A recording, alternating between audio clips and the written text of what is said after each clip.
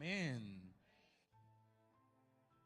Yo te invito que ahí donde estás mires al que tienes a tu lado y le digas: bienvenido a la casa del Señor, me alegra verte, bienvenido a este lugar.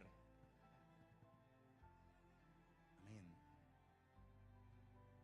A mí me gustaría que puedas abrir o encender tu Biblia en el libro de Mateo capítulo 16, versículo 13. Yo te invito a que puedas acompañarme en la palabra, puedes tomar apuntes si así lo prefieres, pero vamos a compartir lo que el Señor quiere enseñarnos a nosotros y que primeramente me enseñó y hoy comparto con la iglesia. Mateo capítulo 16, versículo 13 al 18. Y leemos en el nombre del Padre, del Hijo y del Espíritu Santo. Viniendo Jesús a la región de Cesarea de Filipo, preguntó a sus discípulos, diciendo: ¿quién dicen los hombres que es el Hijo del Hombre? Es decir, Jesús preguntó: ¿quién dicen las personas que soy yo? Entonces dice, ellos dijeron, unos Juan el Bautista, otros Elías y otros Jeremías o alguno de los profetas. Él les dijo: ¿y vosotros quién decís que soy yo? Respondiendo Simón Pedro dijo: tú eres el Cristo, el Hijo del Dios viviente. Entonces le respondió Jesús: bienaventurado eres, Simón, hijo de Jonás, porque no te lo reveló carne ni sangre, sino mi Padre que está en los cielos. Y yo también te digo que tú eres Pedro, y sobre esta roca edificaré, ¿qué cosa? Mi iglesia, y las puertas del Hades no prevalecerán contra ella. Amén.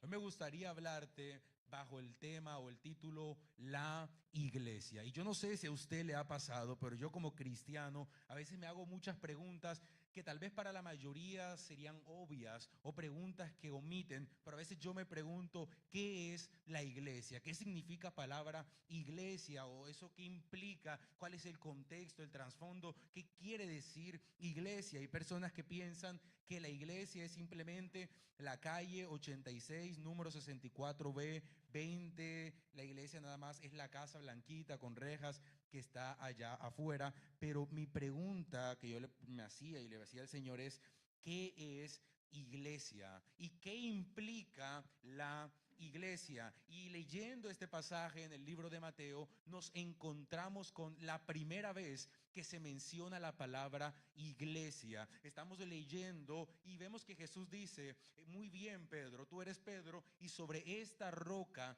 edificaré mi iglesia. Es la primera vez en la Biblia que se nos menciona esta palabra. Y iglesia en el idioma original, si nos remontamos al idioma en que está escrito la Biblia, aquí es la palabra eclesia. Y eclesia significa literalmente, del griego al español, asamblea de llamados. Es decir, una reunión de personas, de un grupo de personas que han sido llamadas, que han sido convocadas.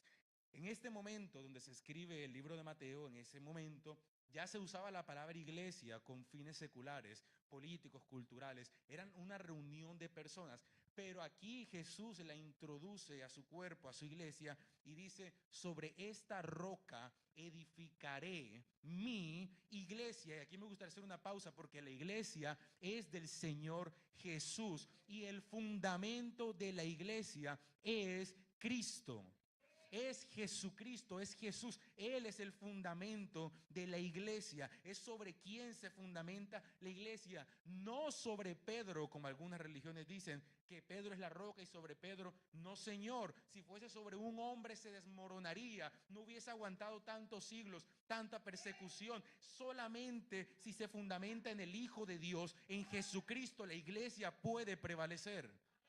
Así que el fundamento de la iglesia, bien lo dijo el Señor Jesús en este pasaje, es Cristo. Y el cristiano vive bajo la revelación que tenía Pedro. ¿Y cuál es la revelación? Tú eres el Cristo, Señor Jesús. Tú eres el Hijo de Dios. Esta es la revelación de todo creyente, de todo cristiano. Si hoy tú y yo somos iglesia, es porque creemos y tenemos fe en Jesús y en que Él es el Hijo de Dios y nuestro Salvador.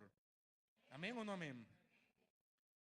Y aquí es donde se fundamenta la iglesia, en Jesús. Podemos decir entonces que la iglesia es una compañía de personas llamadas del mundo, apartadas del mundo y que profesan y prometen lealtad al Señor Jesús.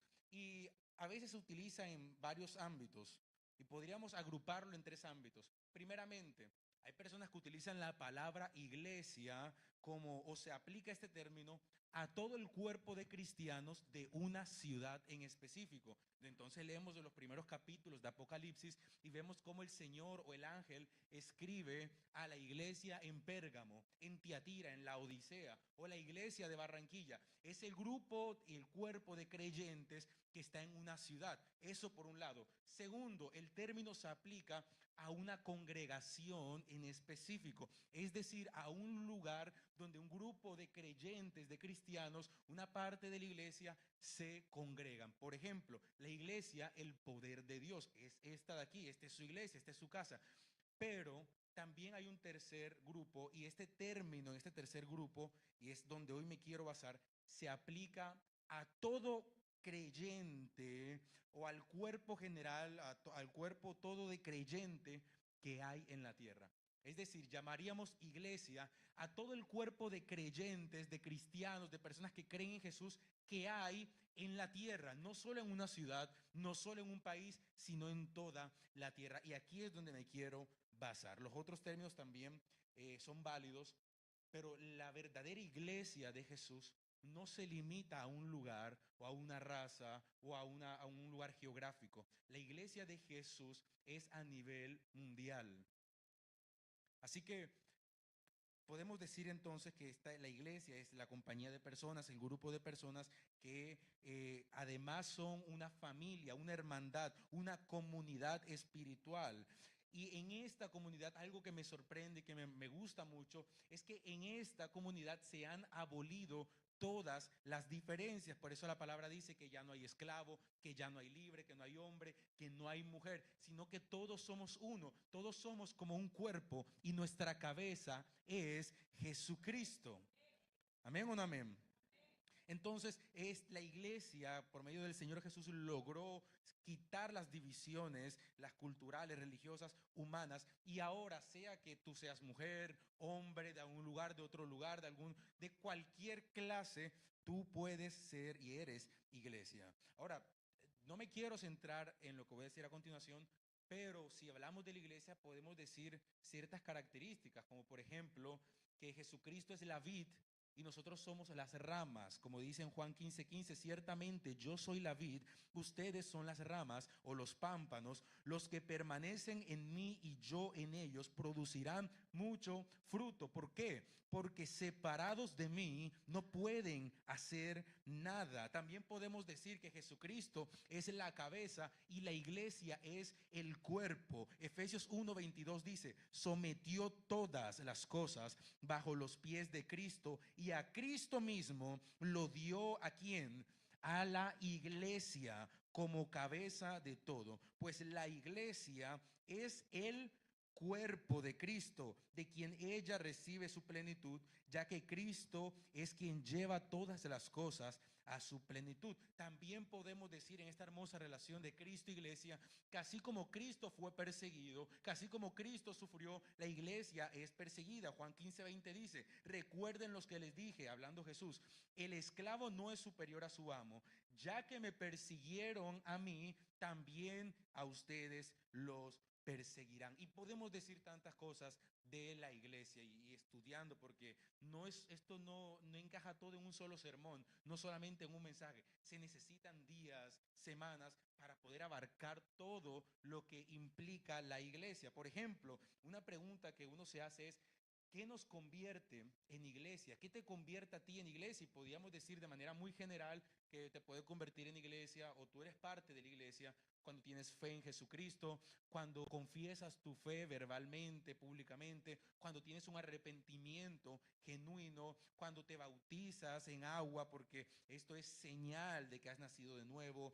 También nos podemos preguntar, ¿cuáles son los propósitos o los objetivos de ser iglesia? ¿Por qué o para qué soy iglesia? Y podríamos decir también de manera muy general, muy vaga, muy por encima, que pueden ser predicar el evangelio, hacer discípulos, adorar a Dios, tener comunión entre hermanos, ser una comunidad, crecer espiritualmente, ser luz en medio de las tinieblas, ser la sal del mundo, ser representantes de Jesucristo, dar testimonio.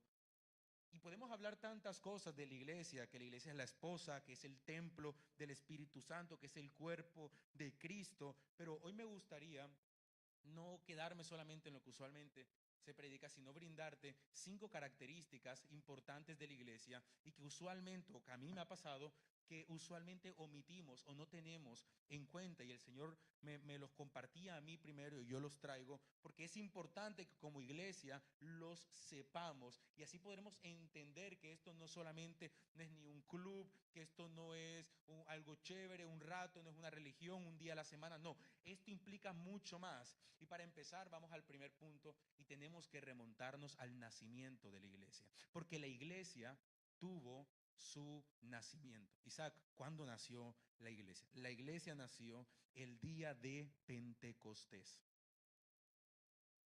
Antes de eso no había iglesia, había pueblo de Israel, había gentiles, había muchas razas, pero iglesia como tal no había. Si a ti la iglesia lo que la conforma son los creyentes, los cristianos, los que creen en el Señor Jesús, entonces antes no había iglesia porque hasta ese momento no había el Señor Jesús muerto y resucitado. Pero en Pentecostés es cuando nace la iglesia y en un suceso, en un momento histórico para la iglesia y muy poderoso porque fue durante el derramamiento del Espíritu Santo.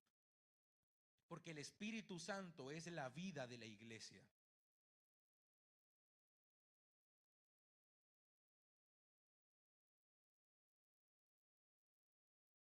Por esto que hay que hacer la y encontramos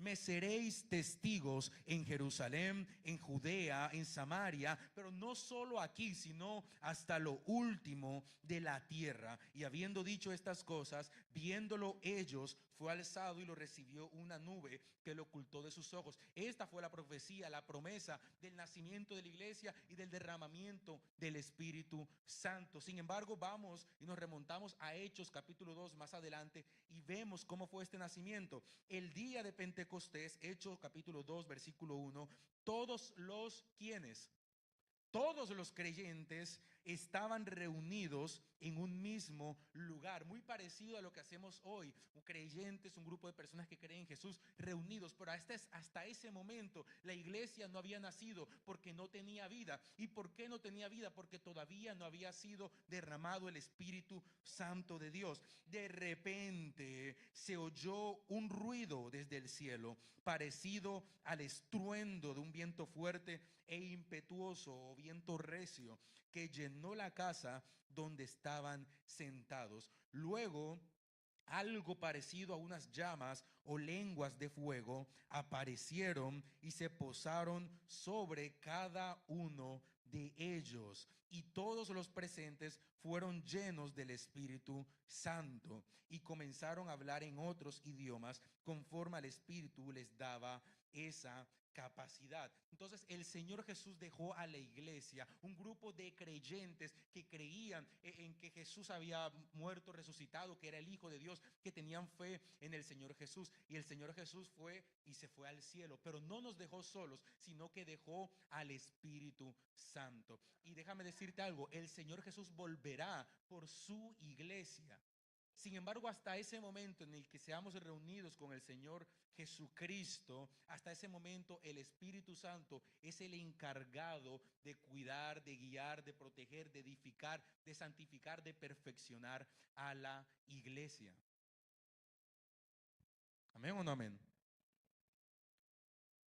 Mientras Cristo vuelve, el encargado de la iglesia es el Espíritu Santo. Él nos edifica, nos santifica, nos perfecciona. Y me sorprende cuando leemos la iglesia primitiva, la iglesia recién nacida, cómo vemos que toda la iglesia está sometida al Espíritu Santo. Sea que cantasen, sea que orasen, sea que predicasen, sea que hablasen con las autoridades, sea que rindiesen cuentas. Todo era guiado por el Espíritu Santo de Dios. No había un lugar, no había un momento, no había un espacio donde no fuese reconocida la autoridad del Espíritu Santo de Dios. Y por eso leemos cómo todos estos personajes, ya sean apóstoles, ya sean cualquiera de ellos, incluso los que no eran apóstoles, tal vez tenían otros servicios como atender a las ancianas, darles alimento, todos estaban llenos del Espíritu Santo. Si se presentaban ante un rey, hablaban de acuerdo al Espíritu. Si predicaban, si oraban, si hablaban con Dios mismo, todo era de acuerdo al Espíritu Santo de Dios, porque el Espíritu Santo tenía el primer lugar, era el encargado, el que controlaba todo lo administrativo, las ordenanzas, las decisiones,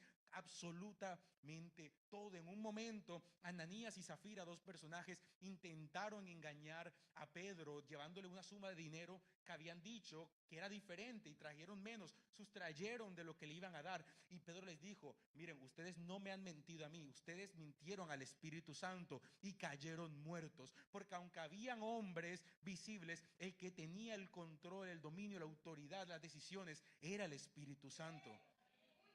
Y la pregunta que hoy me hago es: ¿dónde quedó esto? El tiempo pasó, la iglesia se desarrolló también en lo social, en lo público, en lo cultural, se expandió, pero asimismo también el hombre se ha encargado de quitar el puesto del Espíritu Santo, de hacerlo a un lado. Y hoy en día el que toma las decisiones en la iglesia, y vuelvo y repito, no hablo del poder de Dios ni de Barranquilla ni de Colombia solamente, hablo de todo el mundo, que es la tercera división que dijimos al principio, la iglesia de Jesucristo global. Ahora los que toman las decisiones es el hombre, un grupo de personas, un consejo, una asamblea o una persona en específico. ¿Dónde quedó la dependencia al Espíritu Santo? ¿Dónde quedó la obediencia al Espíritu Santo? El encargado de cuidar la iglesia, de velar, el encargado de tener la autoridad sobre todas las decisiones, lo hicimos a un lado. Y me acuerdo mucho de esa historia que todos en algún momento la habremos escuchado o la va a escuchar, pero que utilizan mucho en las prédicas, cómo había un indigente que quería entrar a una iglesia X y no lo dejaban entrar por la condición en la que estaba, cómo estaba vestido, sucio, y no, aquí no puedes entrar. Pero el indigente volteó a su lado y vio a Jesús que le decía: tranquilo, a mí tampoco me dejan entrar.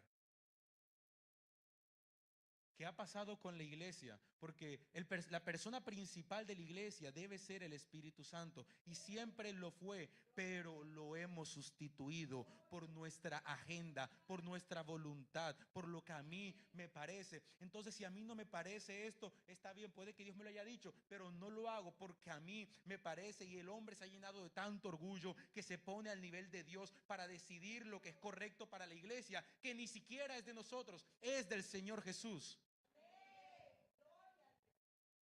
¿Dónde quedó la dependencia? El hombre se ha vuelto independiente, autosuficiente. ¿Dónde quedó esto? Hemos sustituido al Espíritu Santo por tantas cosas vanas y se sacó la vida, el poder, la autoridad, pero lo más importante, se sacó a la persona más relevante e importante de las iglesias.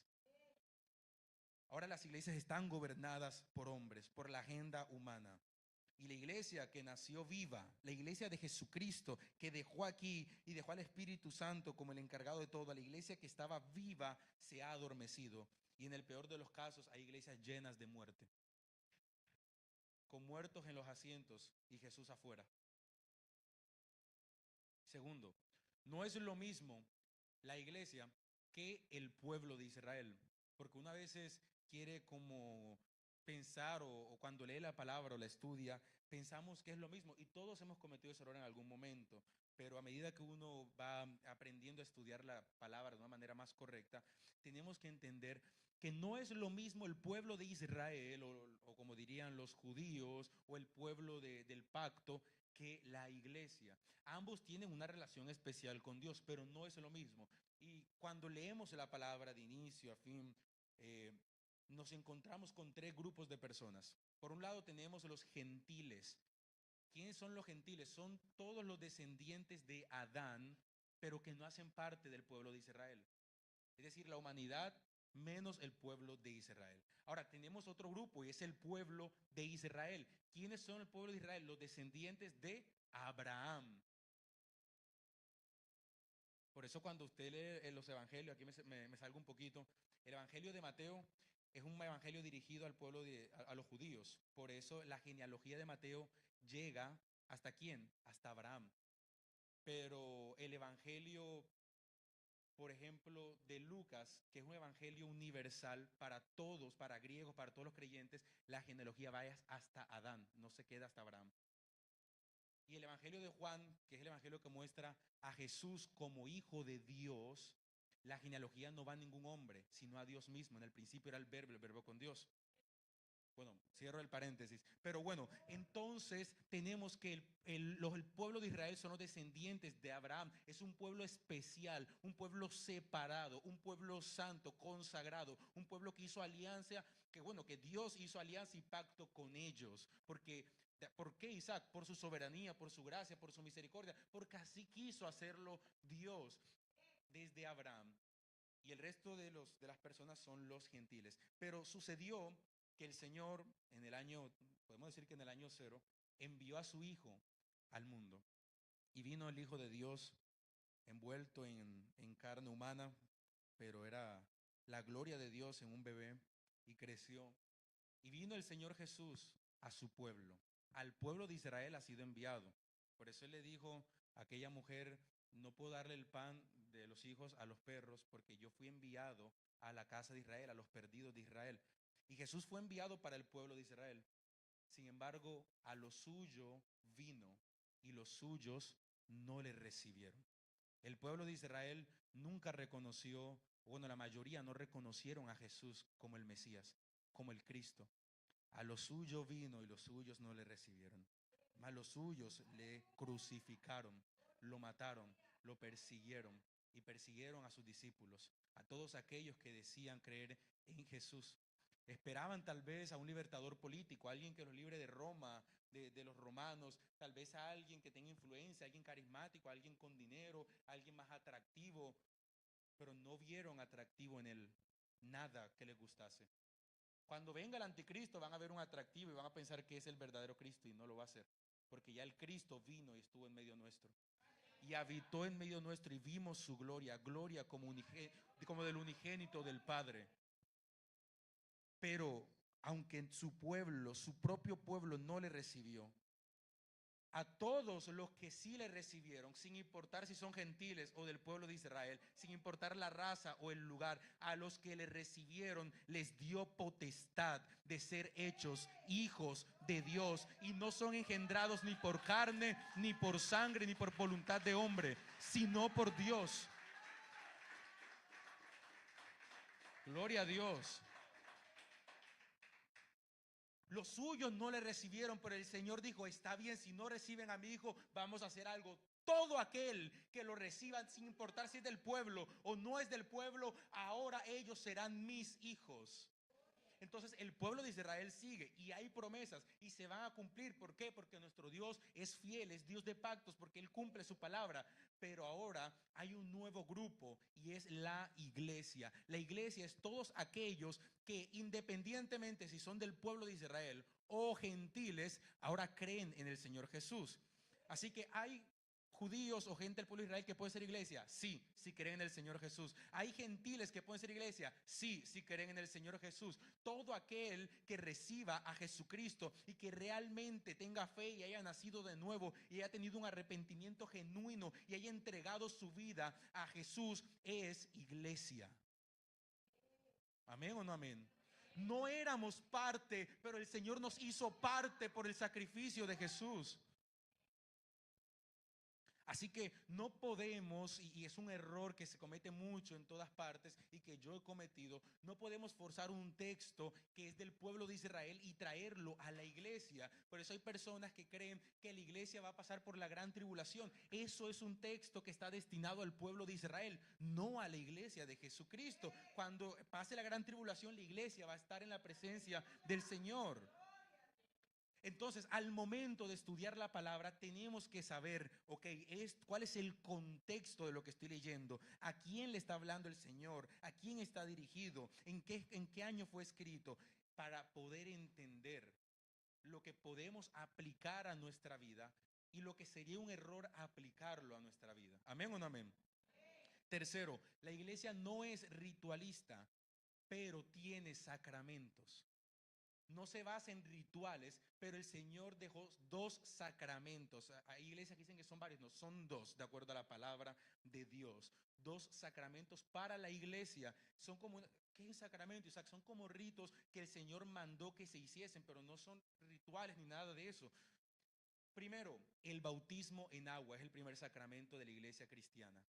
¿Por qué nos bautizamos? Porque creemos en el Señor Jesús, por nuestra fe. Segundo sacramento, la Santa Cena, la Cena del Señor, la comunión del Señor Jesucristo. Son los dos sacramentos de la iglesia mandados por el Señor Jesús. No son invento de hombre ni el bautismo ni la Santa Cena, no, son mandamientos. Hay que hacerlos. Así que el bautismo es símbolo del nuevo nacimiento, del comienzo de una vida cristiana. Y lo repito, es el símbolo del comienzo de tu vida cristiana. La cena del Señor o la Santa Cena, ese significa que esa vida cristiana que ya empezó continúa. Por eso el bautismo es una sola vez, cuando naciste de nuevo, cuando le entregaste tu vida a Dios, pero la Santa Cena es constante. Primero, porque significa que tienes comunión constante con el Señor. Segundo, simboliza que como iglesia constantemente necesitamos ser purificados, transformados, renovados, santificados por el Señor. Y tercero, significa que tu vida cristiana sigue continuando, que no hemos tirado la toalla, que no nos hemos ido, que seguimos aquí por el Señor Jesús. El bautismo representa la fe, la cena representa la comunión con Cristo. El primero es una vez, el otro es constante. ¿Quiénes se bautizan? Se bautizan los que sinceramente se arrepienten de sus pecados, de su antigua vida y tienen una fe viva y activa en el Señor Jesús. Y ojo, no nos bautizamos para ser salvos. Los sacramentos no son para ser salvos. Uno no se bautiza para la salvación. Uno se bautiza porque soy salvo. No me bautizo para luego creer, no. Yo porque creo, porque tengo fe en el Señor Jesús, porque el Señor me perdonó, me aceptó, entonces me bautizo. Es señal de lo que ya pasó en mi interior. Ahora mi pregunta es,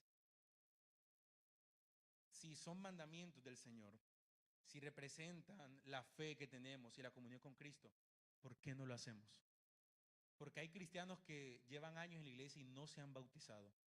Porque hay cristianos que son iglesia y no toman la Santa Cena.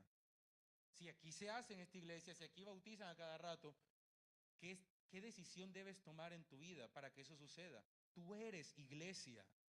A veces no somos conscientes. Ser iglesia, uno necesita ser consciente. Yo ahora hago parte de una comunidad espiritual, de una familia, no solamente en este lugar, sino a nivel mundial. Y en otros lugares hay personas que son de la misma familia, aunque no los conozcas. Y esto implica algunos actos de mostrar el carácter de Cristo, algunos cambios, pero también implica esto, la obediencia a los mandamientos de Dios, a los sacramentos. ¿Por qué no te has bautizado? ¿Por qué no tomas Santa Cena? Entonces, no por esto, bueno, entonces vamos a hacer algunos cambios, porque esto es parte de la iglesia. Primera de Corintios 11:23, porque yo recibí del Señor lo que también os he enseñado, que el Señor Jesús, el fundador de la iglesia, la roca de la iglesia, la noche que fue entregado, tomó pan y habiendo dado gracias, lo partió y dijo, tomad, comed.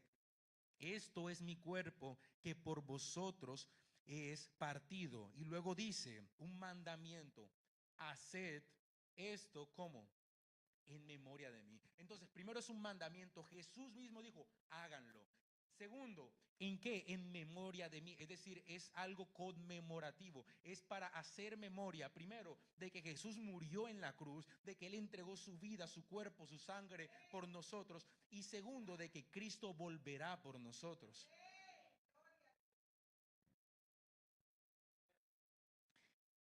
Asimismo tomó también la copa después de haber cenado diciendo, esta copa es el nuevo pacto en mi sangre. Haced esto todas las veces que la bebiereis en memoria de mí. Así pues, todas las veces que comiereis este pan y bebiereis esta copa, la muerte del Señor anunciáis hasta que Él venga. De manera que cualquiera que comiera este pan o bebiera esta copa del Señor indignamente será culpado del cuerpo y de la sangre del Señor. Por tanto, pruébese cada uno a sí mismo y coma así del pan y beba de la copa, porque el que come y bebe indignamente, sin discernir el cuerpo del Señor, juicio come y bebe para sí.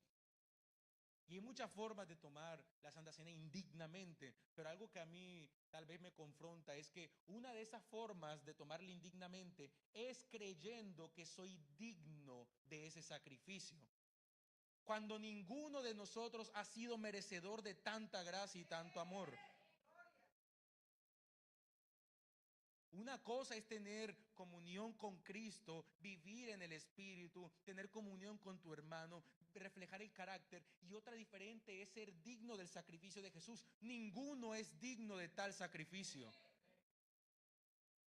Entonces es indigno tomar la cena sin sopesar, sin tener en cuenta lo que hay delante de ti. El Hijo de Dios derramó su sangre y entregó su cuerpo por ti en la cruz del Calvario.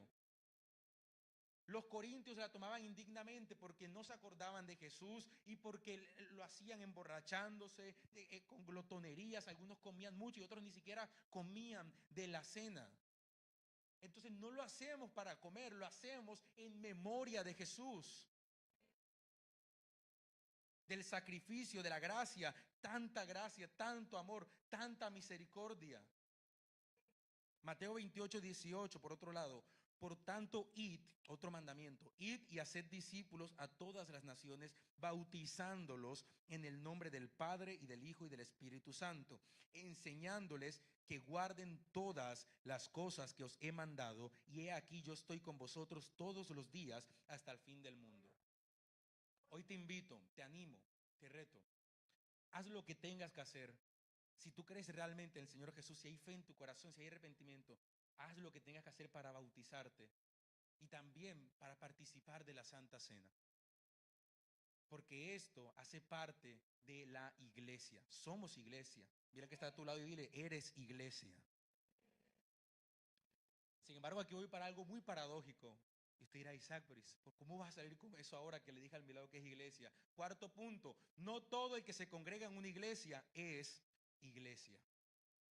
Creer que todo el que va a una congregación es iglesia sería engañarnos a nosotros mismos y estar expuestos a peligros. No todo el que se congrega en un recinto que se llama cristiano, católico, protestante, bautista, cualquiera que sea la denominación, pero específicamente no todo el que viene tal vez a una iglesia como esta, a un recinto, no todos son cristianos verdaderos. Hay personas que van por diversas causas. Algo que me llama la atención es que en Hechos 2:46, cuando narra el inicio, el nacimiento de la iglesia, vemos cómo dice, y perseverando unánimes cada día en el templo y partiendo el pan en las casas, comían juntos con alegría y sencillez de corazón, alabando a Dios y teniendo favor con todo el pueblo. Y el Señor añadía cada día a la iglesia los que habían de ser salvos. Entonces, leyendo la palabra y en mi imaginación, yo decía, wow, si al principio tanta persecución, muerte a los cristianos, realmente, y si Dios mismo era el que añadía a los que habían de ser salvos cada día, entonces realmente todos los de la iglesia primitiva, decía yo, o digo yo, seguramente eran cristianos verdaderos. Porque no es como hoy en día que la iglesia cristiana es chévere, aire acondicionado, música, bacano, te atienden. Antes no, antes por ser cristiano te mataban, te perseguían, te torturaban por ser cristiano. Entonces yo decía, si el Señor mismo añadía, y era en un momento tan peligroso, entonces todos los que eran iglesia, o se hacían llamar iglesia, realmente eran cristianos verdaderos, por todo lo que sufrían. Pero ha pasado el tiempo, gracias a Dios todas las cosas se han hecho, bueno, no sé si decir gracias, pero gracias a Dios, todo se ha hecho mucho más sencillo. Y hoy en día a la iglesia puede venir cualquier persona sin miedo a que lo persigan. Y muchas personas vienen claramente, la mayoría podría decir por su fe, por su temor a Dios, pero hay personas que vienen obligados, hay personas que vienen tal vez por tradición, por cultura, por costumbre, porque tal vez hubo un señor que una vez vino a usar el baño y se fue. Hay toda clase de personas. Hay personas que vienen tal vez con intenciones equivocadas, con malas intenciones, sin entender lo que pasa. Hay personas en las iglesias que ni siquiera tienen fe en el Señor Jesús, que ni siquiera han nacido nuevo. Entonces es una mentira y es engañarnos a nosotros mismos decir que todo el que está en un recinto de iglesia es cristiano verdadero. No es así. Es más, me voy aún mucho más a otro extremo. No todo el que se para en un púlpito es realmente de Dios. No hablo del poder de Dios, hablo en todo el mundo. En todo el mundo se ve de tantas cosas. No todo el que se para en un púlpito es de Dios. Isaí, ¿cómo vas a decir eso? Bueno, Jesús mismo dijo, mire, llegará el momento cuando estemos allá arriba que muchos me dirán, Señor, Señor, déjame entrar. Yo profeticé en tu nombre, eché demonios, hice milagros en tu nombre. Y yo les diré en aquel día, no los conozco, apártense de mí, hacedor de maldad. En las epístolas generales, el apóstol Pedro y el apóstol Juan dicen, mucho cuidado con los tiempos finales porque vendrán muchos hombres engañadores. Y también habla de los falsos maestros, de los falsos profetas. El Señor Jesús dijo, van a haber muchos vestidos de oveja, pero que en realidad son lobos en medio de ustedes. Anda, Isaí, ¿yo cómo voy a saber eso? Bueno, mi hermano, Jesús mismo lo dijo, por sus frutos los conoceréis. Y una iglesia madura es una iglesia que sabe discernir y que sabe decir, ese es de Dios. ¿Por qué? Por sus frutos. No importa cómo estoy vestido, no importa si yo digo soy cristiano, no importa lo que profese o diga mi boca. Hay muchas personas que son todo de boca para afuera. Yo le decía a los jóvenes, hay muchas personas que parece que son del equipo atlético Boca Juniors, porque todo es de boca, todo es de boca, todo es de boca. Yo soy cristiano de boca, yo soy esto de boca, pero ¿cómo está tu vida, tu corazón, tu testimonio, tus frutos? Juan el Bautista por eso decía, haced frutos dignos de arrepentimiento. ¿Y a quién se lo decía? A los maestros de la ley, a los fariseos.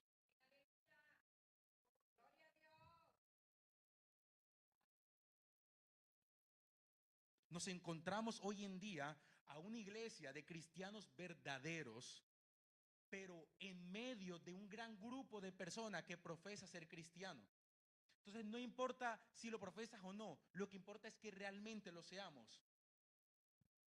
No importa si tal vez tu nombre está escrito en la planilla de una congregación o una iglesia o un grupo o una célula. Lo que importa es que tu nombre esté escrito en el cielo. Y esto nos lleva, estos errores nos llevan a juzgar mal y pensar que solamente el que está en mi denominación es el único cristiano verdadero, cuando hay personas en otras denominaciones que también son iglesia, que realmente son cristianos verdaderos. Entonces hay iglesias visibles, congregaciones visibles, pero hay una sola iglesia invisible y está esparcida en todo el mundo. No, pero es que porque él es protestante, él es bautista, no que porque él es luteriano, no que porque él es esto, es lo otro, no que porque él va a tal iglesia, otra cosa. Usted no sabe cuántos cristianos verdaderos hay en otras denominaciones. Y puede que en la suya misma hayan cristianos que no sean verdaderamente cristianos, que ni creen en Jesús, ni profesan el nombre de Jesús siquiera. Así que no se trata de nosotros juzgar, sino de que cada uno se examine y diga, realmente mi nombre está escrito en el libro de la vida, realmente soy seguidor de Cristo, soy iglesia, ¿cómo están mis frutos? ¿Amén o no amén? Isaac, pero ¿cómo puede decir que dentro de una iglesia hay personas que no son iglesia? Eso no me suena bíblico. Bueno, hermano, le invito a leer primera de Juan 2:19. Está hablando del anticristo, del espíritu del anticristo. Pero antes de que llegue el anticristo hay muchas personas que con sus actos niegan a Cristo y que están en la iglesia y luego se van, mucha apostasía. Y el apóstol dice, salieron de nosotros, pero no eran de nosotros. Porque si hubiesen sido de nosotros, habrían permanecido con nosotros. Pero salieron para que se manifestase que no todos son de nosotros. Así que hay que tener mucho cuidado. Es más, hay personas que, por llevarlo a un extremo aún más, hay personas que son cristianos verdaderos, que son de Dios y que cometen errores. Yo he cometido errores, yo en algún momento he tenido que cometer un error aquí y decir algo que tal vez usted por eso tiene que alinearlo todo a la palabra. Tiene que juzgarlo, examinarlo todo con la palabra, retener lo bueno y desechar lo malo. Amén o no amén. Eso es lo que es ser un cristiano maduro y mi anhelo es ese. Y lo repito como repetí hace unas semanas, el éxito de una iglesia no está en los números, está en que los creyentes de esa iglesia alcancen la madurez espiritual. Quinto y último, la iglesia se ha dormido y necesita ser avivada. Repito nuevamente, lo he dicho como 20 veces hoy ya, no hablo del poder de Dios ni de Barranquilla ni de Colombia, hablo en todo el mundo. En diversos continentes, países, ciudades. La iglesia nació viva, ni siquiera nació avivada, nació viva en el poder y en la gloria del Espíritu Santo. Una iglesia empoderada, milagros, señales, conversiones, arrepentimiento, amor, comunión entre hermanos, compartir. El fundamento era la palabra, el fundamento de los apóstoles y los profetas, dicen en las cartas. Estaban en el fundamento correcto, en Cristo, en la palabra, en la comunión, en todo esto. Pero el tiempo ha pasado y la iglesia se ha dormido. Y me acuerdo de la parábola de las 10 vírgenes. Las 10 vírgenes, 5 entraron y 5 no, correcto. Pero déjeme decirle algo, todas se durmieron. Hasta las que entraron en las bodas estaban dormidas. Y así está la iglesia a nivel mundial. Claro, hay congregaciones que, gloria a Dios, que están pasando por avivamiento, no sé si avivamiento, pero por fuego, por madurez espiritual, que están creciendo, que están perseverando a pesar de los sufrimientos. Y gloria a Dios por esas congregaciones. Amén o no amén. Pero a nivel mundial, si usted compara la iglesia primitiva, que es la iglesia como nació, al estado actual, la iglesia se ha dormido. Y eso es una de las señales de la venida de Cristo, porque cuando vino el esposo, el novio, las 10 vírgenes estaban dormidas. Es necesario que despertemos. ¿Por qué es necesario un avivamiento, Isaac? Porque Jesús no viene por una iglesia dormida ni una iglesia muerta. Jesús viene por una iglesia gloriosa. Efesios 5:25, para los maridos, eso significa, ame cada uno a su esposa, tal como Cristo amó a la iglesia. Él entregó su vida por ella a fin de hacerla santa. ¿Por quién? Por la iglesia. Y limpia al lavarla mediante la purificación ¿de qué? De la palabra de Dios. Lo hizo para presentársela a sí mismo como una iglesia gloriosa, sin mancha ni arruga ni ningún otro defecto. Será en cambio santa e intachable. El Señor Jesús viene por una iglesia gloriosa. Y si nos hemos adormecido, y si a nivel mundial hay iglesias que están al borde de la muerte, nuestra petición ¿cuál es? Avívanos. Si las brasas se están apagando, tal vez si Raúl se le está apagando ahí afuera las brasas del asado, ¿qué tiene que hacer él? Soplar. Y la petición es, Señor, sopla sobre tu iglesia, aviva a tu obra en medio de los tiempos, avívanos, sopla sobre nosotros, aviva a tu iglesia, glorifica a tu iglesia, revístenos de poder, de gloria, de autoridad. Necesitamos un avivamiento, no es capricho. Desde que me convertí lo he predicado una y otra vez y me pueden llamar loco y repetitivo, pero siempre digo, necesitamos un avivamiento. La iglesia necesita ser avivada. No podemos quedarnos dormidos ni apagados. El Señor Jesús viene por una iglesia gloriosa, no una iglesia muerta, no una iglesia que tiene muertos en las bancas. Una iglesia gloriosa. Y en el momento de mayor tiniebla y oscuridad, en el mundo, es cuando la iglesia más va a alumbrar la luz de Cristo. Somos luz en medio de las tinieblas, y la luz no se esconde, no se pone debajo de algo que la tape. La luz se pone en el candelero y alumbra. Una ciudad no se pone escondida, se pone sobre el monte para que alumbre. Somos la sal del mundo. Es hora de despertar, iglesia. Es hora de volver a darle la bienvenida al Espíritu Santo y entregarle las llaves y decirle: sabes que tú eres el que tienes que llevar el rumbo de ahora en adelante. Es hora de volver a las primeras obras. Es hora de volver al primer amor. Es hora de volver al fundamento. Es hora de volver a Cristo. Haz lo que tengas que hacer. Me bautizo, tomé la decisión, tomo la Santa Cena, me entrego mi vida. Yo me arrepiento genuinamente. Yo soy iglesia, pero la iglesia no puede seguir dormida. Y hoy te regalo esto, y es mi regalo para ti. Romanos capítulo 13, versículo 11. Romanos capítulo 13, versículo 11 al 14. Llévatelo. Dice: esto es aún más urgente, porque ustedes saben que es muy tarde. El tiempo se acaba. Despierten, despierten, despierten, porque nuestra salvación ahora está más cerca que cuando creímos. Que cuando recién creímos. La noche ya casi llega a su fin. El día de la salvación amanecerá pronto. Por eso, dejen de lado sus actos oscuros, como si se quitaran la ropa sucia, y pónganse la armadura resplandeciente de la vida recta, ya que nosotros pertenecemos al día. Vivamos con decencia a la vista de todos. No participen en la oscuridad de las fiestas desenfrenadas y de las borracheras, ni vivan en promiscuidad sexual e inmoralidad, ni se metan en peleas, ni tengan envidia. Más bien, vístanse con la presencia del Señor Jesucristo, y no se permitan pensar en formas de complacer los malos deseos. Ya estuvo bueno de estar dormidos. Es hora de que la iglesia le muestre al mundo que hay un Dios vivo, que hay un Dios todopoderoso, que no somos una religión, ni una denominación, ni un lugar. Somos la iglesia de Jesucristo. Sea que estemos aquí o en otro lugar, sea que estemos esparcidos, tenemos un dueño, un amo, un esposo, y es el Señor Jesús.